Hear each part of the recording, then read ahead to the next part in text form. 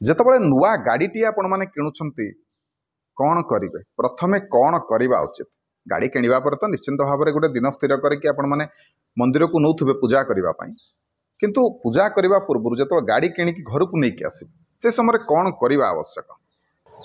ପ୍ରଥମରେ କ'ଣ କରିବେ ନା ଗୋଟେ ଗଙ୍ଗାଜଳ ଦୋକାନରୁ କିଣି ଆଣିବେ, ଗାଡ଼ି ଉପରେ ଫୁଲ ସାହାଯ୍ୟରେ ଛିଞ୍ଚିଦେବେ। ତାପରେ କ'ଣ କରିବେ ନା ଘିଅ ଆଉ ସିନ୍ଦୁର ମିଶାଇକି ଗାଡ଼ିରେ ସ୍ୱସ୍ତିକ ଚିତ୍ରଟି ଅଙ୍କନ କରିଦେବେ ଏବଂ ଶ୍ରୀ ଲେଖିବେ। ସେପରି ଗୋଟେ ନଡ଼ିଆକୁ ଗାଡ଼ି ଆଗରେ 7 ଥର ଘୁରେଇ ଆଣିବେ।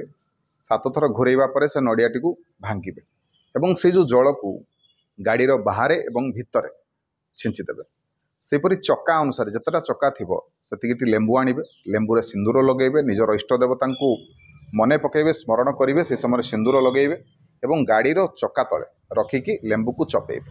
ଘରକୁ ନେଇକି ଆସିବା ପୂର୍ବରୁ ପୂଜା ତ କରିବେ ଆପଣମାନେ ତା ପରଦିନ ବା କେତେବେଳେ ସୁବିଧା ଦେଖିକି, କିନ୍ତୁ ଘରକୁ ଗାଡ଼ିକି ନେଇକି ଆସୁଛନ୍ତି ଏତିକି କାମ ନିହାତି ଭାବରେ କରିକି ନେଇକି ଆସିବେ। ସମସ୍ତ ପ୍ରକାରର ଦୋଷ, ସମସ୍ତ ପ୍ରକାରର ରିଷ୍ଟ ଆପଣଙ୍କର ଖଣ୍ଡନ ହେବ।